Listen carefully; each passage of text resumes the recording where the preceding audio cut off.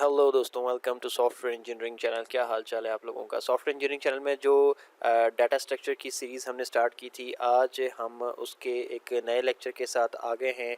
और अब आज हम इस लेक्चर से स्ट्रिंग डाटा स्ट्रक्चर्स को स्टार्ट करेंगे। इससे पहले हम डाटा स्ट्रक्चर्स होते क्या हैं, इनकी इंपॉर्टेंस क्या है, बड़े अच्छे से अंडरस्टैंड करने के बाद एरे डाटा स्ट्रक्चर जो कि एक बड़ा सिंपल सा डाटा स्ट्रक्चर था, उसको कम्प्लीटली डिटेल में स्टडी कर चुके हैं। उसके ऑपरेशंस की प्रैक्टिकल एग्जांपल C++ में इंप्लीमेंट करके हम देख चुके हैं। कोड में आप लोगों के साथ शेयर कर चुका हूँ। आई होप सो कि वो चीज़ें आपको समझ आ भी गई होंगी, आपने प्रैक्टिकली इंप्लीमेंट करके देख भी ली होंगी। और अगर कुछ समझ नहीं आया होता तो डेफिनेटली आप मुझसे क्वेश्चन ज़रूर करते, या तो मेरे ट्विटर अकाउंट पे या फिर फेसबुक ग्रुप में। तो आज से हम चलें स्ट्रिंग की तरफ चलते हैं। आज के इस लेक्चर में हम स्ट्रिंग्स की बहुत ज़्यादा डिटेल्स में तो नहीं जाएंगे, लेकिन एटलीस्ट हम थोड़ा सा इंट्रोडक्शन लेके देख लेते हैं कि एक्चुअली स्ट्रिंग डाटा स्ट्रक्चर होता क्या है।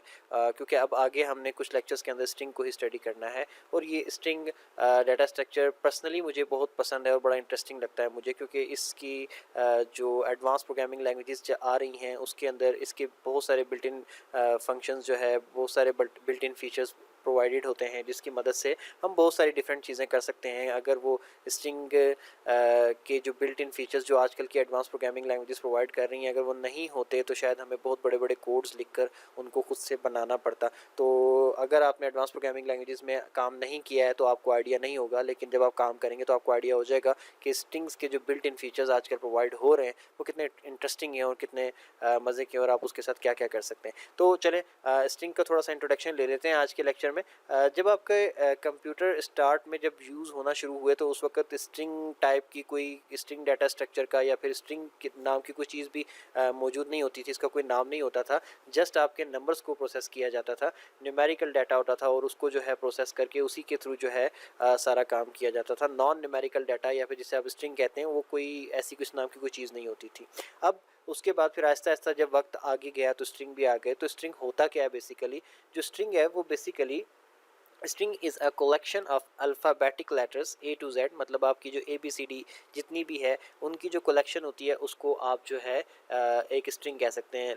लेट्स सी, मैं अगर लिख देता हूँ ए बी सी डी, ठीक है, तो वो ए बी सी डी जो है वो अल्फ़ाबेटिक लेटर्स की देखें कलेक्शन है। तो मैं ए से लेकर डी तक जो मैंने जोड़ के ए बी सी डी ये लिखे हैं कैरेक्टर्स, इन सबको मैं कलेक्टिवली क्या कहूँगा कि ये एक स्ट्रिंग है। हाँ, अगर इसमें से किसी एक इंडिविजुअल को उठा लेता हूँ, जस्ट ए को, तो वो क्या होगा, वो एक कैरेक्टर होगा। तो इसी तरीके से अगर आपके पास एक कलेक्शन है अल्फ़ाबेटिक लेटर्स की, लाइक ए से जेड तक कोई भी, तो वो क्या है, एक स्ट्रिंग है। इसके अलावा न्यूमेरिक डिजिट्स भी 0 to 9 अगर हैं तो वो भी क्या है, एक स्ट्रिंग है। इसके अलावा स्पेशल कैरेक्टर्स हैं तो अगर आपके पास मौजूद हैं तो वो भी क्या है, एक स्ट्रिंग है। अब आप यहाँ पर थोड़े से कंफ्यूज ज़रूर हुए होंगे कि 0 to 9 तो नंबर्स होते हैं, न्यूमेरिक डाटा होता है, ये स्ट्रिंग में कैसे आ गया।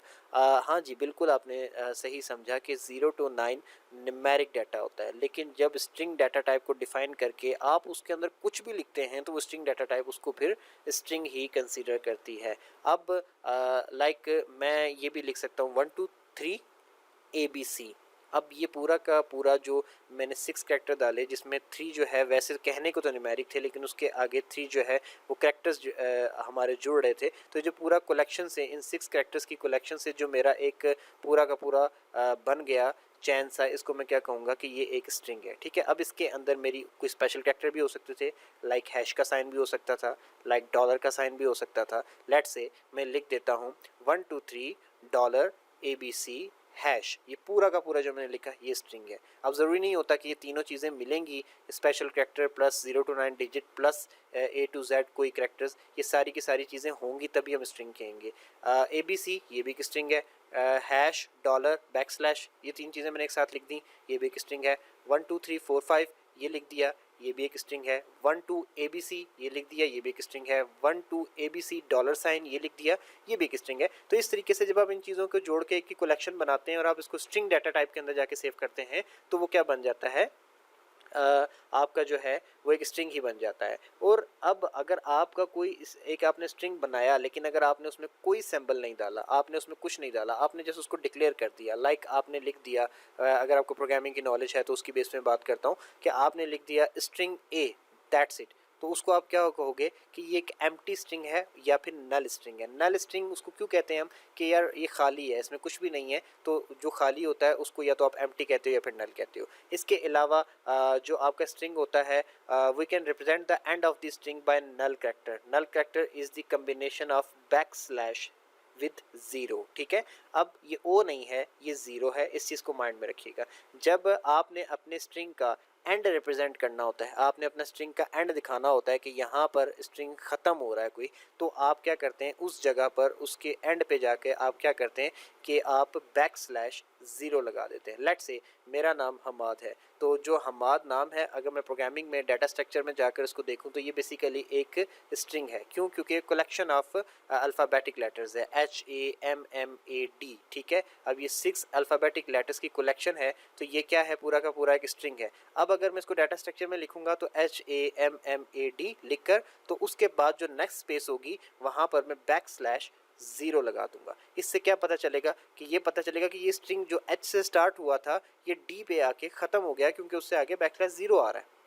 तो स्लैश ज़ीरो आने से आपको ये पता चल जाता है कि ये स्ट्रिंग जो स्टार्ट यहाँ से किया गया था यहाँ पे जाके ख़त्म कर दिया गया। क्यों ऐसा किया जाता है? क्योंकि आपकी कंप्यूटर के अंदर जितने भी स्ट्रिंग्स होते हैं उनको सबको समटाइम्स साथ में भी रखते हो। आपके स्ट्रिंग्स को रखने के बहुत सारे तरीके होते हैं आपके कंप्यूटर में, जिनमें से एक तरीका ये भी होता है कि आप सारे के सारे स्ट्रिंग्स को एक साथ रखते हो। लेट्स से एक स्ट्रिंग यहाँ ख़त्म हुआ, उसी के फ़ौरन बाद दूसरा, उसके फ़ौरन बाद दूसरा, तो इस तरीके से लाइन से स्ट्रिंग जुड़े हुए होते हैं। तो अगर आप उसके बीच में कुछ ऐसा कुछ नहीं रखोगे जिससे पता चल सके कौन सा स्ट्रिंग कहाँ ख़त्म हो रहा है, तो आपको ये भी पता नहीं चलेगा कि अब यहाँ से आगे दूसरा स्ट्रिंग शुरू हो भी रहा है या नहीं। आप सारे को एक ही कंसीडर कर सकते हो, ठीक है। तो इसलिए आपका जहाँ पे कोई स्ट्रिंग खत्म होता है तो वहाँ पे एक स्लैश के साथ ज़ीरो लगा दिया जाता है, और इसको हम क्या कहते हैं, एंड ऑफ द स्ट्रिंग कहते हैं, ठीक हो गया। इसके बाद आगे अगर आप चले जाएं तो इम्पोर्टेंस क्या है स्ट्रिंग की, हम इसके ऊपर भी देख लेते हैं। तो देखिए इम्पोर्टेंस मेरे ख्याल में बताने की ज़रूरत नहीं है, स्ट्रिंग तो बहुत ज़्यादा इंपॉर्टेंट है। आप मोबाइल यूज़ कर रहे हो आजकल, आप कंप्यूटर यूज़ कर रहे हो आजकल, तो मेरे ख्याल में 1 2 3 से ज़्यादा आप इंग्लिश लिखते हो, आप कॉमर्स लगाते हो, आप फुल स्टॉप लगाते हो, आप डॉलर साइन लगाते हो, तो ये सारी की सारी चीज़ें कहाँ जाके सेफ होंगी? अगर आपका कंप्यूटर सिर्फ न्यूमेरिक डाटा को डील कर सकता होता तो ये डाटा आप सेफ नहीं कर सकते थे, ठीक है। तो इसलिए ये बहुत ज़्यादा इंपॉर्टेंट है। आपकी वर्ड प्रोसेसिंग सारी की सारी, आपके डॉक्यूमेंट्स जो बनाते हो सारे के सारे आपके स्ट्रिंग डाटा स्ट्रक्चर पे बहुत ज़्यादा डिपेंड कर रहे होते हैं, और वहाँ पर ये स्ट्रिंग डाटा स्ट्रक्चर एक बहुत ज़्यादा इंपॉर्टेंट रोल प्ले करता है। इसके बाद अगर हम स्ट्रिंग की रिप्रेजेंटेशन की बात करें कि मेमोरी में, कंप्यूटर की मेमोरी में जाके एक स्ट्रिंग किस तरीके से रिप्रेजेंट हो रहा होता है, तो आपकी कंप्यूटर की मेमोरी में स्ट्रिंग को रिप्रेजेंट करने के 3 तरीके होते हैं। एक होता है फिक्स लेंथ स्ट्रिंग वाला मेथड, उसके बाद आपका वेरिएबल लेंथ स्ट्रिंग होता है, फिर उसके बाद लिंक्ड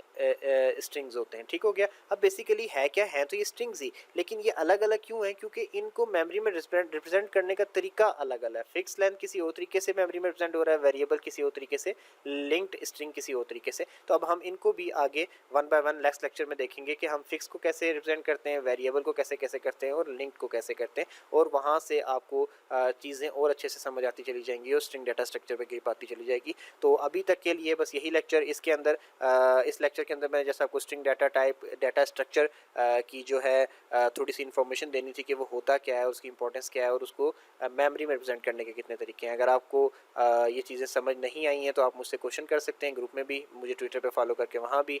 तो बाकी जितने अभी तक हमने डाटा स्ट्रक्चर्स पढ़े हैं उनकी कोड्स जो है आपको गिटहब के अकाउंट पे मिल जाएंगे, जिसका लिंक हर वीडियो के डिस्क्रिप्शन के अंदर मौजूद होता है। तो आई होप सभी चीज़ें समझ आ गई होंगी, ना समझ आई हो तो प्लीज़ पूछ लीजिएगा। दोबारा मिलते हैं नेक्स्ट लेक्चर में, जिसके अंदर हम स्ट्रिंग डाटा स्ट्रक्चर को इससे आगे डिस्कस करेंगे। तब तक के लिए अल्लाह हाफिज़।